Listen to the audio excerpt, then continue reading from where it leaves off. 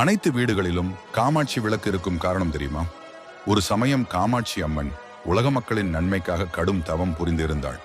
அப்போது சகல தெய்வங்களும் அவளுள் அடங்கியது. அதனால் ஒருவர் காமாட்சி அம்மனை வணங்கினால் அனைத்து தெய்வங்களையும் வணங்கியதற்கான பலனை பெறலாம்.